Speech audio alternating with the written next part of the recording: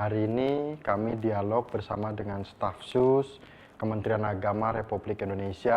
Baru pertama ini beliau dilibatkan dan dialog langsung dengan umat Hindu. Penemuan candi jiwa, ternyata gubernur kami berstatement bahwa Tarumanegara tidak beragama Hindu. Menurut saya ini glorifikasi berlebihan.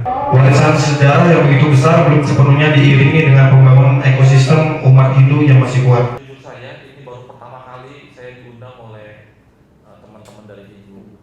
Dan ternyata di Hindu sangat begitu banyak permasalahannya. Karena selama ini pembinaan yang dilakukan atau yang kami terima itu ibarat orang sakit perut dikasih obat sakit kepala. Berbagai kegiatan kemahasiswaan kami lakukan secara mandiri.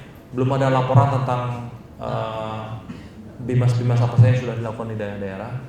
Jadi minim sekali laporannya ke Pak Menteri Agama.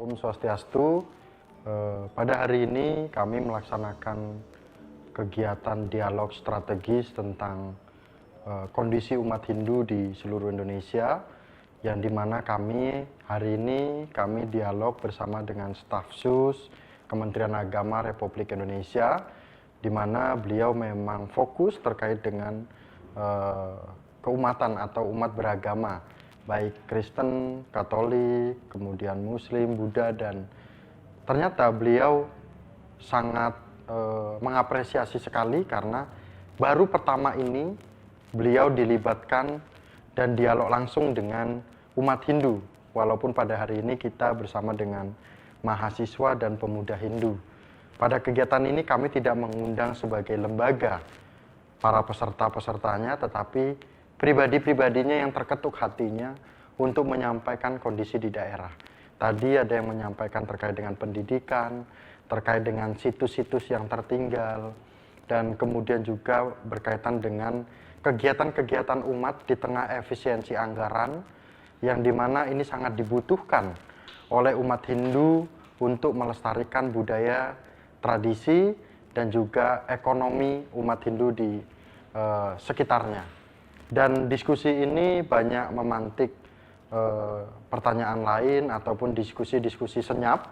Ya, diskusi senyap artinya yang tidak ditayangkan hari ini, dan semoga itu menjadi catatan-catatan penting untuk Kementerian Agama, khususnya jika kami, yang bapak kami, orang tua kami adalah Dirjen Bimas Hindu itu sendiri. Semoga catatan-catatan yang kami berikan kepada beliau ini bisa menjadi evaluasi bersama terkait dengan umat Hindu yang ada di Indonesia.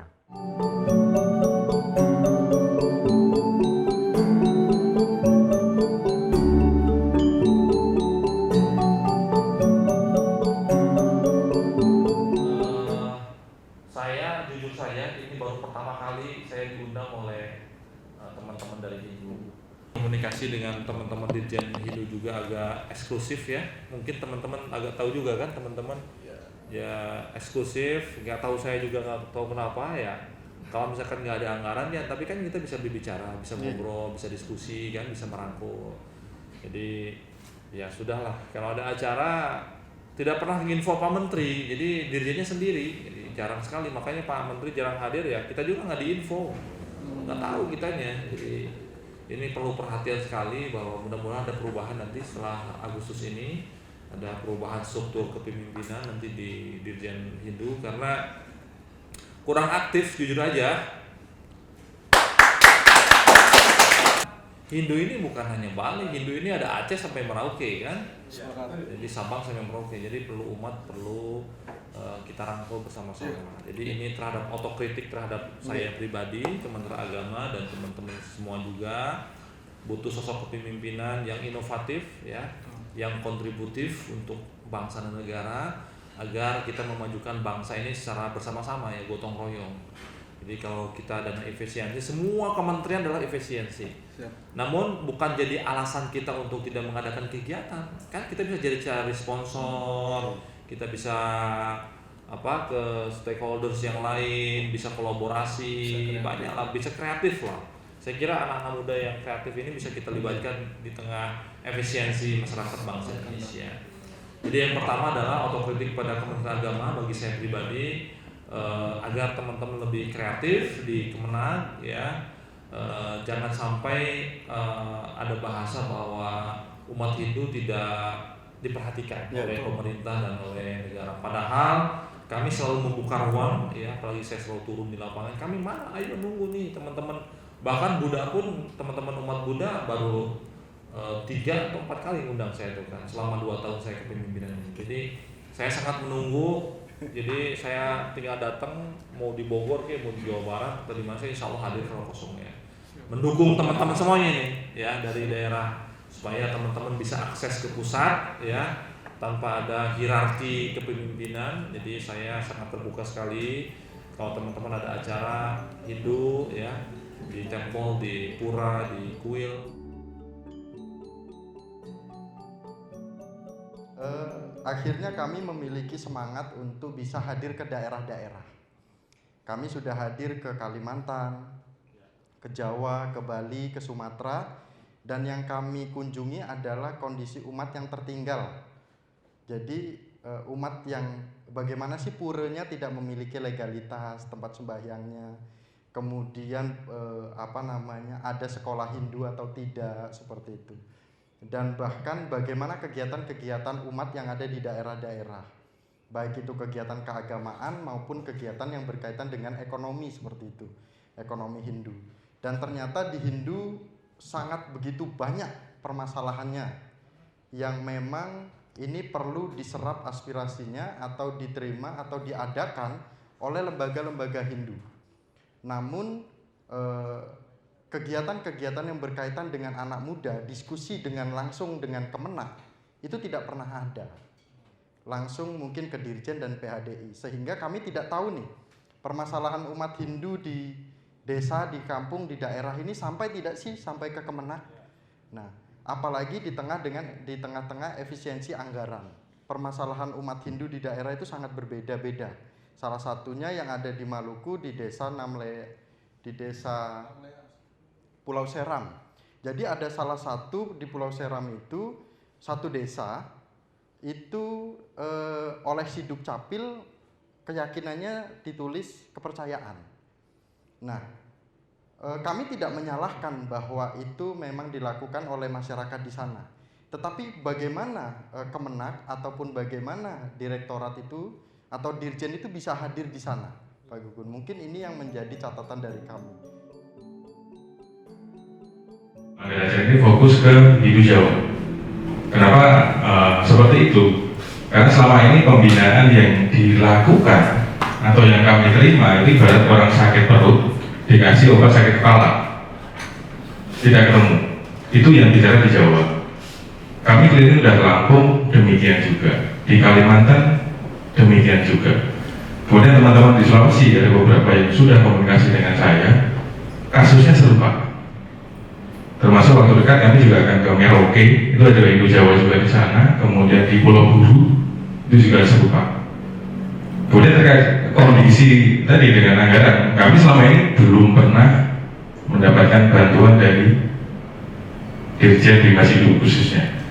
Walaupun pekerjaan kami melakukan pembinaan secara langsung, tapi bedanya kami menyesuaikan. Mereka sakit kepala, kita beri obat sakit kepala, tapi dananya nggak ada. Nah, itu kondisinya. Kalau bicara contoh di Kediri, kita juga ada namanya program, mungkin Pak Kang Gugul ya, ada program 1000 Jani Nusantara. Nah, ini sudah sampai Lampung, Sangatta, Kalimantan, kemudian Jawa itu dari Banyuwangi sampai Banten sudah ada. Kemudian sampai di Bali, itu juga sama. Belum ada namanya perhatian yang berupa dana. Kalau dukungan secara lisan, ya umum lah. itu kan standar aja. Tetapi juga tidak menyentuh. Kemudian di sisi lain kami juga membina namanya, kalau di Hindu ada asrama non formal, kalau di Kristen sampai sekolah minggu. Kami juga melakukan pembinaan itu, tapi dengan kondisi pengetahuan anggaran nggak ada lagi dana operasional. Dan ini saya pikir merata, bukan hanya di Kediri. Kami bina di Kediri dan di Jombang. Jadi kalau contoh wilayah Jombang itu juga ada umat Hindunya. Selama ini kan basisnya NU kan, tapi Hindu juga ada sekitar 8 kurang di sana. Ternyata di desa Ciarut Ilir, kecamatan Cibunggulang itu hanya batu saja dianggapnya. Minimal ini kan bisa dilihat menjadi potensi desa wisata. Kemudian Kabupaten Bogor, kebetulan saya berkeliling Kabupaten Bogor, bahkan di kecamatan-kecamatan lainnya itu ada peninggalan-peninggalan Hindu, tetapi ini sudah dibumi hanguskan karena beberapa bahasanya, mohon maaf, dibilang ini tidak sesuai, kan begitu. Nah itu ada di Kecamatan Jasinga, ada di Kecamatan Cigudeg di Bogor itu, kemudian ada di Kecamatan Cigombong arah Puncak. Ini banyak. Diperparah kemarin ketika ada penemuan candi jiwa. Penemuan candi jiwa, ternyata gubernur kami berstatement bahwa Tarumanegara tidak beragama Hindu. Menurut saya ini glorifikasi berlebihan. Ya, boleh nanti kita ke sana.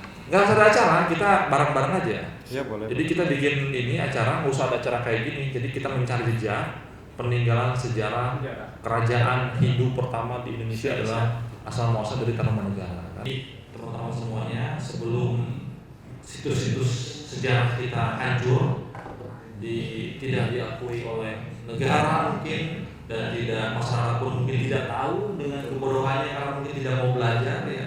Jadi akhirnya ya itu menggambarkan sejarah bangsa kita kan.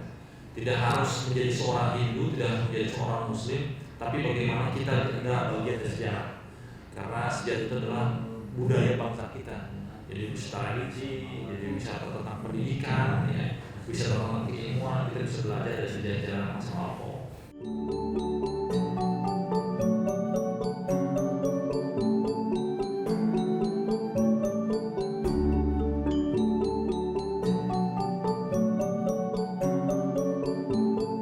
Berkaitan dengan kemahasiswaan atau Badan Eksekutif Mahasiswa. Sebagai anak muda yang aktif di organisasi mahasiswa, kami ingin menyampaikan bahwa selama kurang lebih dari 4 tahun, kami tidak lagi menerima dukungan bantuan kegiatan yang sebelumnya rutin diberikan, sehingga berbagai kegiatan kemahasiswaan kami lakukan secara mandiri dengan keterbatasan yang ada. Selain itu, ruang kreativitas mahasiswa juga masih sangat terbatas. Koordinasi kegiatan antar perguruan tinggi keagamaan Hindu juga masih sangat minim, sehingga terkesan PTKH belum memiliki sinergi yang kuat. Selanjutnya, kami juga ingin menyampaikan mengenai sistem informasi terintegrasi. Sistem merupakan sistem yang dimiliki oleh DIPTI atau Direktorat Perguruan Tinggi yang berfungsi untuk mendata seluruh kinerja dosen. Namun hingga saat ini sistem tersebut belum berjalan sama sekali, khususnya bagi kami di perguruan tinggi swasta keagamaan Hindu. Hal ini menjadi perhatian karena saat ini seluruh program akreditasi sudah dilakukan melalui sistem. Apabila sistem belum dapat berjalan, maka akan membahayakan proses akreditasi perguruan tinggi ke depannya. Saya dan beberapa masyarakat di Kalimantan Timur itu melihat beberapa tantangan untuk ke depannya. Warisan sejarah yang begitu besar belum sepenuhnya diiringi dengan pembangunan ekosistem umat Hindu yang masih kuat. Lalu masih diperlukan penguatan pendidikan keagamaan, pembinaan generasi muda, pengembangan asrama riset sejarah Hindu Nusantara, hingga ruang kolaborasi bagi organisasi. Mungkin saya jeda ada azan sebentar. Baik, lalu saya lanjut. Di sisi lain, Kalimantan Timur saat ini menjadi salah satu wilayah yang memegang peran baru sebagai lokasi ibu kota Nusantara. Ini menjadi salah satu momentum sangat strategis untuk Hindu Nusantara yang ada. Salah satunya masyarakat Hindu yang ada di Kalimantan Timur berharap dengan pembangunan ibu kota Nusantara ini tidak hanya menjadi pembangunan fisik dan pemerintahan, namun menjadi momentum bagaimana itu bisa memperkuat tentang budaya, tentang perkembangan situs yang ada di sekitarnya agar lebih diawasi, lebih dibangun lagi. Masukannya mudah-mudahan nanti bisa jadi bahan evaluasi buat kami untuk menjaga, termasuk ini juga bersama dengan Kementerian Kebudayaan ya, karena kebudayaan ini kan situs-situs kan dirawat oleh Kementerian Kebudayaan ya. Nah ini teman-teman sangat penting masukan dari Kalimantan. Nah, ini banyak dikeluhkan juga dari bimas yang lain, jadi terutama Hindu ya, belum ada laporan tentang bimas-bimas apa saja yang sudah dilakukan di daerah-daerah. Jadi minim sekali laporannya ke Pak Menteri Agama dari Direktur Urusan Agama Hindu, urusan pendidikan agama Hindu ya, belum tersampaikan. Nah mudah-mudahan setelah nanti suksesor yang terbaru, mudah-mudahan ada catatan yang untuk kita perbaiki bersama-sama. Karena umat Hindu itu bukan hanya di Bali, tapi ada di Jawa Barat, di Banten, di Kalimantan, di Sulawesi, di Sumatera, agar kita bisa bangkit bersama-sama. Jadi tidak dianaktirikan, oh karena mentang-mentang di Bali terus kan. Ternyata kan ada masa di Jambi kan, di Sumatera Barat, di Sumatera Utara, yang mereka perlu sentuhan langsung oleh pimpinan kita di Direktorat Dirjen Bimas Hindu. Nah ini menjadi catatan baik kita semuanya agar supaya kita ke depan lebih baik lagi. Teman harus ngadain diskusi setidaknya 6 bulan sekali di kampus kan, di Jakarta, dialog-dialog ya, dialog agama atau interfaith dialog atau moderasi beragama. Penyelenggaranya teman-teman dari Hindu ya, terserah mau dari mana aja, atau mau bikin yang baru organisasinya, atau mau lintas dari imam, atau mau dari kampus. Sering-seringlah ngadain kegiatan ya tentang politik dan kebangsaan ya. Di Hindu juga sama, saya kira ini penting sekali bikin gerakan simposium misalkan Hindu, Islam dan umat beragama. Kan kita banyak tempat bro di Bogor kan. Betul, ya. Bikin aja sarjana nasional atau dialog agama anak-anak muda Indonesia, nanti tempatnya di Bogor kan, terus hari pertama, kedua, ketiga kan nanti bisa ngundang tokoh-tokoh Indonesia yang semua agama di penyelenggara, teman-teman dari Hindu bisa. Jadi saya kira ini perlu kebangkitan, jadi biar suara-suara dari umat Hindu bisa didengar di kancah demokrasi, kancah politik dan di kancah internasional. Ke depan kita mari berkolaborasi. Ya, dengan kekurangan yang kita di Bimas Hindu kita perbaiki bersama-sama ya. Mudah-mudahan tahun ini ada perubahan yang signifikan ya, ada pergantian dan lain-lainnya. Mudah-mudahan kita bisa memberikan yang terbaik untuk bangsa dan negara. Kebangkitan umat Hindu itu lahir dari dharmanya, filsafat hidup teman-teman semuanya. Di sini nih ya, dharma kita di sini nih. Di hati kita, di pikiran, di ucapan, perbuatan kita. Om Swastiastu. Ya, salam sejahtera untuk kita semuanya. Assalamualaikum warahmatullahi wabarakatuh. Ya, sore hari ini tadi diskusi sangat luar biasa. Bagaimana kita memajukan umat Hindu di Indonesia, bangsa kita tercinta, dan memajukan demokrasi bangsa Indonesia tercinta ini. Saya mengucapkan terima kasih banyak Hindu Channel, Mas Miko, Kang Lingga tadi sudah mengundang saya acara diskusi menatap umat Hindu yang lebih baik lagi ke depan, dan acara ini sangat bagus sekali. Saya menunggu gebrakan selanjutnya teman-teman dari umat Hindu untuk mengundang saya dan Kementerian Agama untuk kita bangkit bersama. Dan nanti September insya Allah saya akan hadir di Bogor, di Ciaruten ya. Dan terima kasih kepada sahabat-sahabat yang sudah mengundang saya. Pokoknya tetap semangat dan majukan umat Hindu, bangsa dan negara kita tercinta. Terima kasih. Om Santi Santi Om. Om Santi Santi Santi Om. Suksema.